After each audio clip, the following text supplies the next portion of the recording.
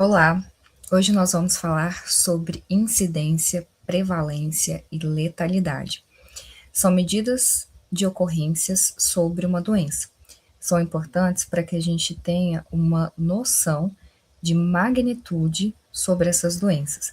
Isso é importante porque, por meio dessa noção de valores, a gente consegue orientar as autoridades de saúde para um planejamento mais efetivo em relação aos seus programas e ações de saúde. A epidemiologia, ela estuda a população. E esse estudo, ele é no aspecto de quais são os determinantes e condicionantes que promovem uma qualidade de vida, bem-estar, ou seja, a saúde, para essa população. Lembra que esse conceito de saúde, ele é um conceito amplo, que envolve um bem-estar físico, mental e social. Então a gente pensa em quais são os fatores que determinam e condicionam um bem-estar físico, mental e social. Para que a gente tenha essa noção desses determinantes, é importante também a gente conhecer quais são os problemas de saúde. Por isso que nós estudamos também dentro dessa epidemiologia as doenças. Então, na verdade, esse estudo é um estudo sobre os problemas de saúde e doença da população. Essas medidas de ocorrência, elas permitem a gente trazer esse conhecimento mais aprofundado sobre as doenças. E também permite que a gente conheça quais são as doenças que são problemas naquele período específico. Isso é muito importante porque uma doença que provocou milhares de óbitos e foi um problema muito significativo no passado, talvez nos tempos atuais já seja uma doença controlável, com um baixo número de casos, ou seja, incidência, e até mesmo uma prevalência dessa doença seja muito baixa, por conta das medidas de controle e prevenção.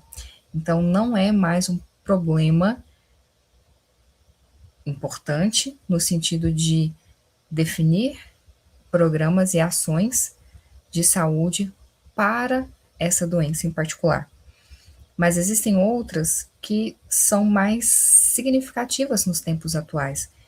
Se a gente for comparar o comportamento humano no passado e atualmente, a gente vive hoje mais tempo. A expectativa de vida ela aumentou. Por quê? A gente teve uma melhoria nos problemas de saúde em relação às intervenções médicas, em relação às medidas de prevenção, de controle, e isso fez com que a gente tivesse uma redução no número de casos de determinadas doenças.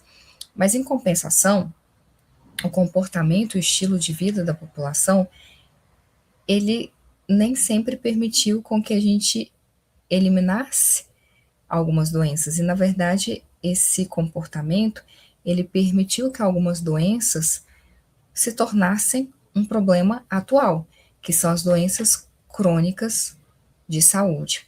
São as doenças não transmissíveis. São doenças que são adquiridas pelo comportamento e estilo de vida da população. Então, dentro dessa epidemiologia, a gente vai conhecer um pouco mais sobre esses fatores. Primeiro ponto importante é a gente precisa ter uma noção da carga dessas doenças. Como eu falei, isso é importante, esse conhecimento dessa carga sobre as doenças, para que haja uma orientação das autoridades de saúde para programas e ações específicas ao controle dessas doenças.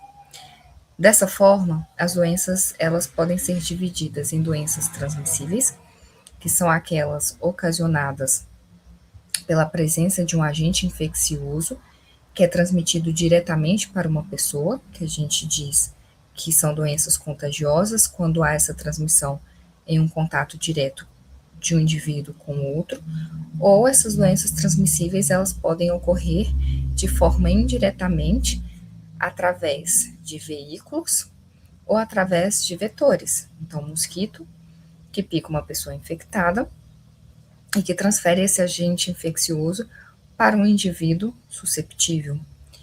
Assim como a gente pode ter a transmissão por meio de veículos, que é uma comida contaminada, um sangue contaminado, leite contaminado, que acaba levando esses agentes infecciosos indiretamente de uma pessoa para outra. Então, essas doenças transmissíveis são aquelas em que a gente tem a presença de um agente patogênico que vai ser transferido para um hospedeiro susceptível, seja diretamente por meio de um contato direto ou indiretamente por meio de vetor ou um veículo. Essas doenças, elas ainda são problemas atuais. Só que quando a gente tem esse conhecimento sobre essas doenças, puderam existir medidas de controle e prevenção. Então, hoje, por exemplo, parte dessas doenças, elas são preveníveis por meio de uma vacinação. Existem vacinas que evitam que essas pessoas, uma vez expostas a esses agentes infecciosos, elas desenvolvam essa doença. Assim como a gente tem hoje recursos medicamentosos, como os antibióticos. Uma doença infecciosa que no passado matava muito precocemente os indivíduos, hoje elas já podem ser curadas, controladas com o uso de antibióticos. Embora a gente tenha também um avanço no crescimento dessas resistências a esses antibióticos pelo surgimento de superbactérias. Contudo, o comportamento, o estilo de vida e o próprio processo de globalização, que exige uma aceleração no comportamento desses indivíduos, fizeram com que algumas, por exemplo, estilos de vida e comportamento dessa população pudessem permitir o desenvolvimento de doenças que antigamente não acontecia porque morria muito precocemente. E hoje as pessoas envelhecem mais, ou seja, a expectativa de vida é maior, mas nem sempre com qualidade de vida. Então, hoje, por exemplo, é muito comum, né, que por conta da rotina, a pessoa opte por uma alimentação que seja um pouco mais rápida e mais prática. O uso de fast food, né, para acelerar esse processo de deslocamento de um local para outro, que são comidas que têm um excesso de sódio, um excesso de açúcar, produtos químicos, que acabam contribuindo com o surgimento de algumas doenças crônicas não transmissíveis. O próprio sedentarismo também, né, é um fator muito importante que determina o surgimento dessas doenças crônicas não transmissíveis. O exercício físico ele é um aliado muito importante para que a gente tenha redução na carga dessas doenças.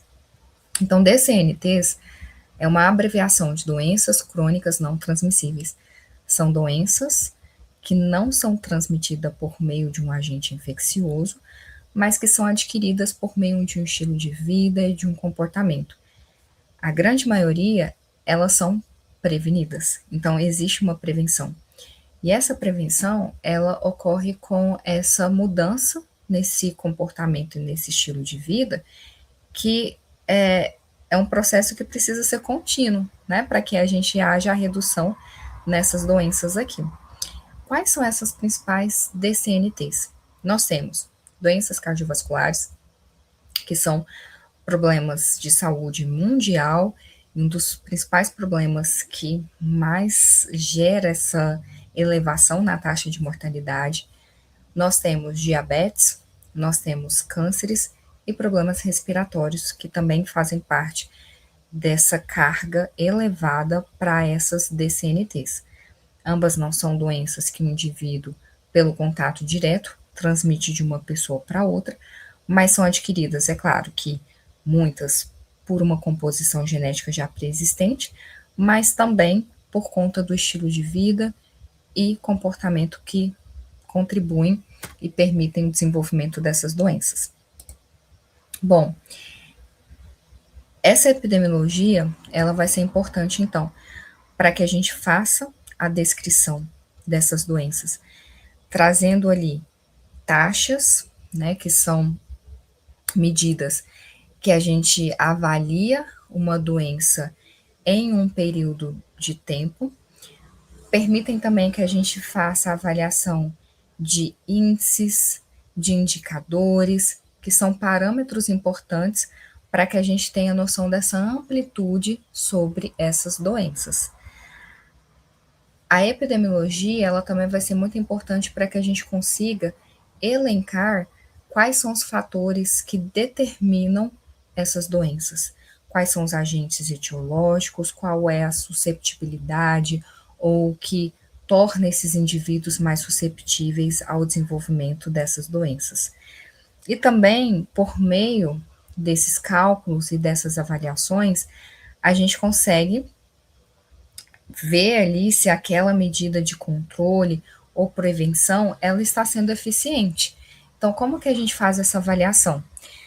Bom, foi implementada uma medida de prevenção e controle para uma determinada doença e percebeu-se que diminuiu o número de novos casos, que é a incidência, que eu vou mostrar para vocês, ou né, a carga total de uma determinada doença, que é a nossa prevalência.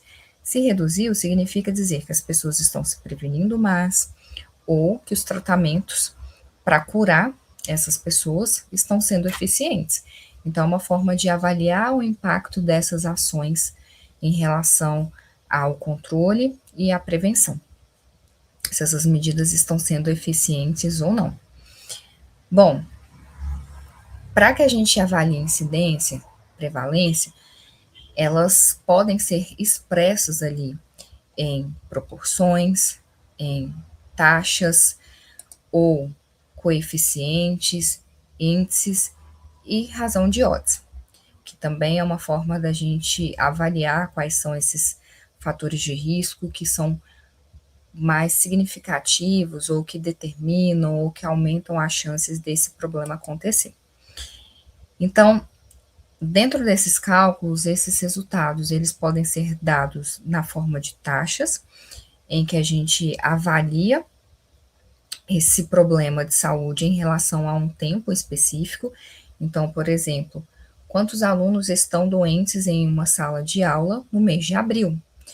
Ou índice, quando a gente faz um cálculo comparativo, né? Então, qual que é o número de alunos doentes e não doentes em uma sala de aula, ou indicadores, que são avaliações em que a gente inclui todos esses elementos e dessa forma a gente tem uma informação mais aprofundada e detalhada sobre uma doença. Então, a incidência, ela vai ser definida como o número de novos casos de uma determinada doença em um período de tempo específico.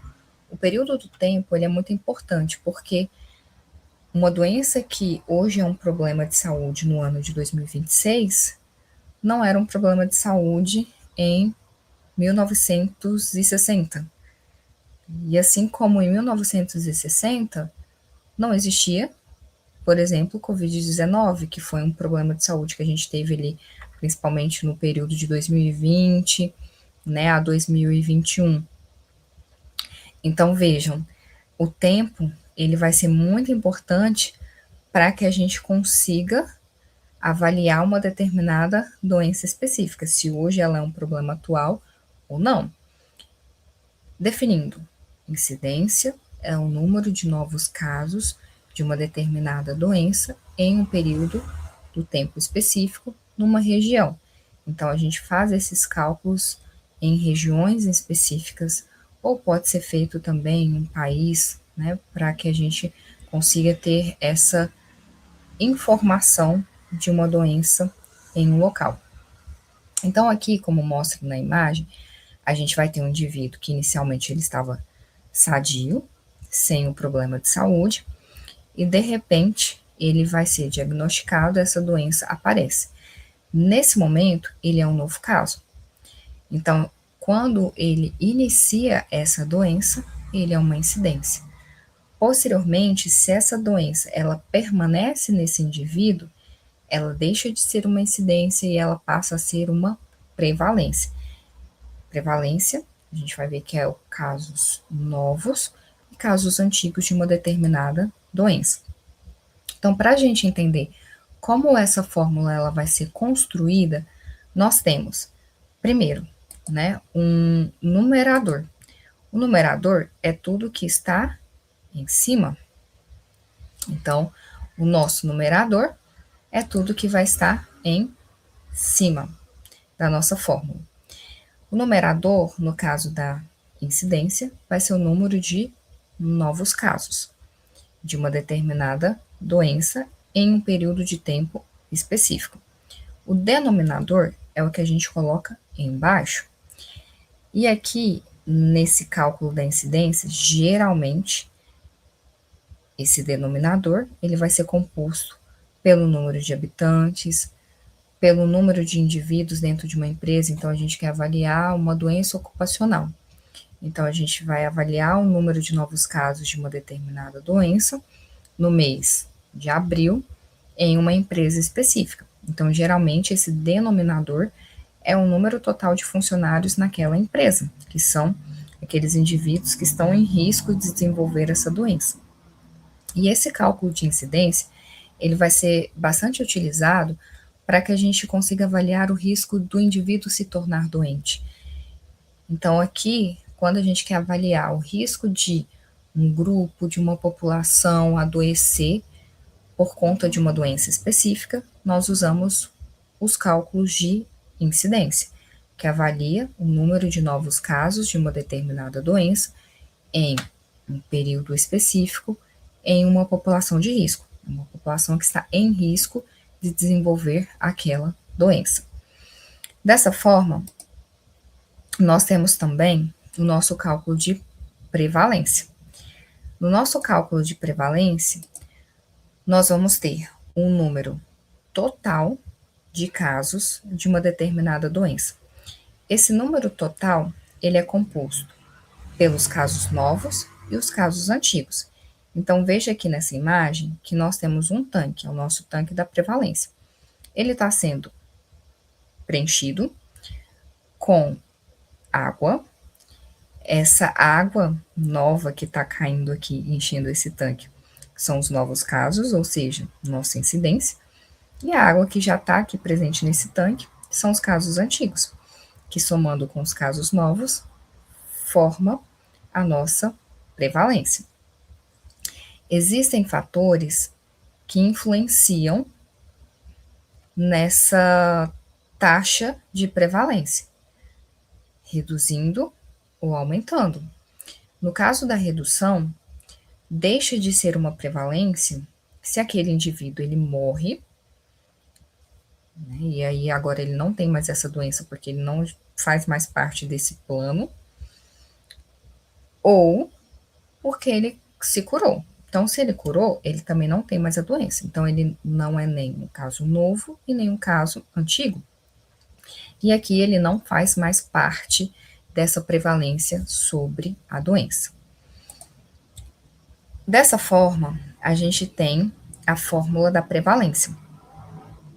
Da mesma maneira que a gente precisou compreender como era construído essa fórmula, nós temos um numerador, que nesse caso da prevalência vai ser o número de casos novos e o número de casos antigos, uma população em risco, né? Então, geralmente, como eu falei para vocês, é o número de habitantes, é o número de funcionários ou alunos, por exemplo, presente em uma sala de aula que a gente esteja fazendo um estudo de prevalência de uma doença naquele local. O cálculo de prevalência ele vai ser utilizado para avaliar a probabilidade da população estar doente.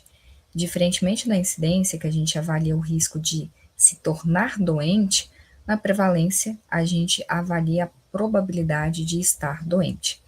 Então, o nosso cálculo da prevalência, ele vai ter essa seguinte fórmula: P de prevalência é igual ao número de novos casos mais casos antigos de uma determinada doença, dividido por uma população de risco. Tanto nos cálculos de prevalência quanto de incidência, o resultado dessa divisão, ele pode ser expresso em uma base de 10, que é uma variação do resultado que a gente pode deixar expresso. Ou seja, essa prevalência, essa incidência, ela pode ser expressa a cada 100 habitantes, a cada 1.000 habitantes, a cada 10.000 habitantes, a cada 100.000 habitantes. Por isso que o resultado dessa divisão, ele vai ser multiplicado por 10 elevado a n. Esse n é essa variação nesse resultado que a gente pode deixar expresso. Lembra-se que sempre vai ser múltiplo de 10. Então, a cada 100, a cada 1.000, a cada 100.000. Tanto para a incidência quanto para a prevalência. A diferença é que na prevalência, além de ter os novos casos, nós temos os casos antigos. Então, assim, a gente tem o número total de casos de uma determinada doença. E na incidência, a gente só trabalha com o número de novos casos de uma determinada doença. Existem fatores que influenciam a prevalência de uma doença. Eu falei para vocês de curas e óbitos. Então, se há uma cura e há um óbito, a gente reduz a prevalência, porque aquela pessoa não tem mais a doença. Mas existem outros fatores também que influenciam. Lembra que prevalência é casos novos e casos antigos. Então, se tem mais novos casos, aumenta a prevalência. Mas às vezes, esses casos estão aumentando porque são pessoas que estão imigrando para aquela região aonde esse estudo de prevalência ele está acontecendo. Então, imagina que a gente está fazendo um estudo de prevalência em Goiânia. Se uma pessoa muda da sua cidade, vamos supor, São Paulo, para Goiânia, e tem essa doença, ela passa a ser somada em Goiânia como uma pessoa que tem aquela doença que a gente está avaliando. Então, ela é um caso de imigração dessa doença nesse local.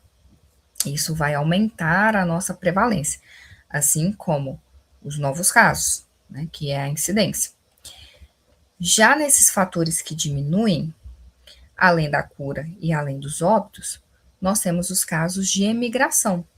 Então, se uma pessoa aqui de Goiânia, que tem uma determinada doença, né, que faz parte de uma prevalência de uma doença aqui nesse local, ela muda para outra cidade, ela deixa de ser uma prevalência aqui, porque ela não é uma prevalência aqui em Goiânia, e ela passa a ser uma prevalência em outro local, se essa doença for um problema de saúde naquela região. Por exemplo, em Goiânia, a gente tem um problema de saúde, né, que é marcante na nossa região pelas questões climáticas, que é a dengue.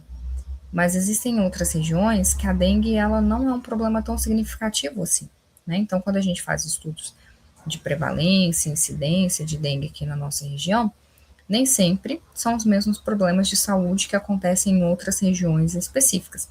Existem doenças que elas compartilham essa característica de serem importantes em diferentes regiões e até mundialmente. Por isso que a gente cita as DCNTs.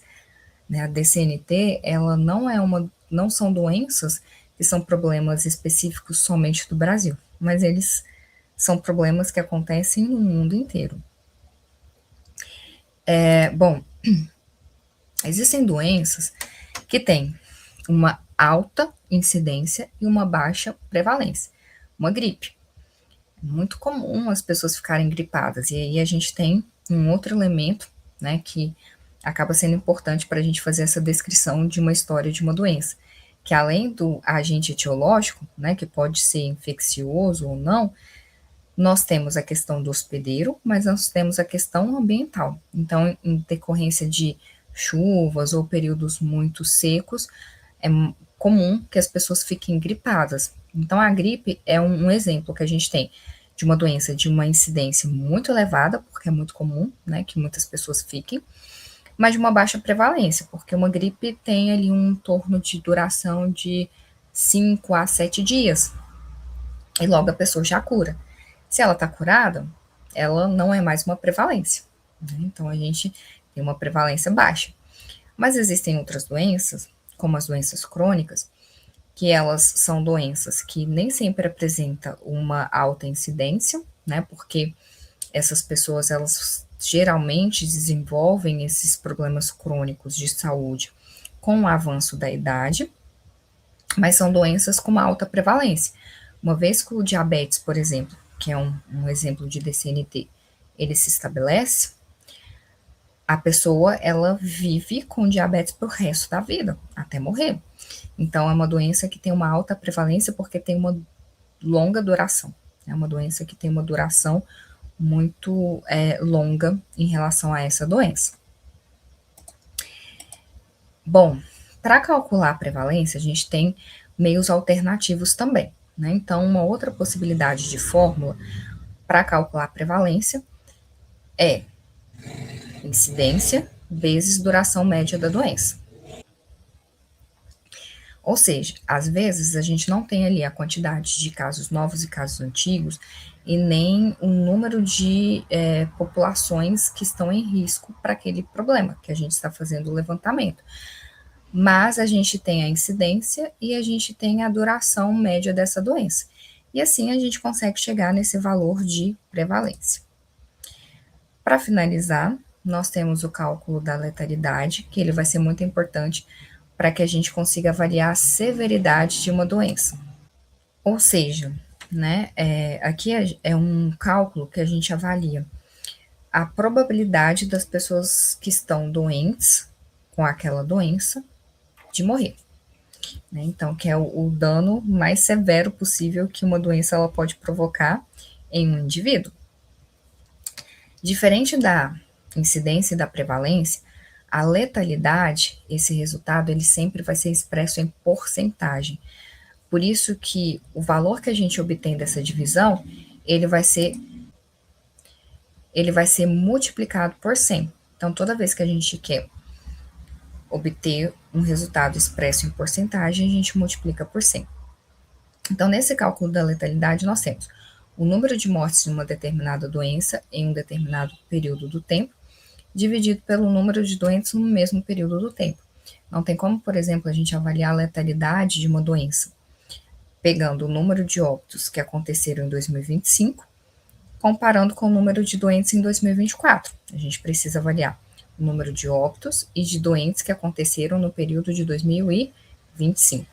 O resultado dessa divisão, a gente multiplica por 100 e assim a gente obtém esse resultado em porcentagem. Então, aqui, nós vamos fazer presencialmente vários exercícios e reforçar esses conceitos de incidência, prevalência e letalidade. Lembrem que incidência é o número de novos casos, prevalência são casos antigos e casos novos, ou seja, a carga total de uma determinada doença. E a letalidade é um cálculo que avalia a severidade de uma doença. Esse é o nosso pulo do gato e os exercícios para que a gente fixe essas informações que foram passadas e por meio desses cálculos que nós vamos fazer juntos em sala de aula, presencialmente. Desejo para vocês um bom dia, uma boa tarde, uma boa noite, dependendo do momento que você estiver assistindo esse vídeo, e estarei presencialmente tirando as dúvidas e trabalhando os cálculos especificamente desse conteúdo, desse vídeo com vocês. Até mais.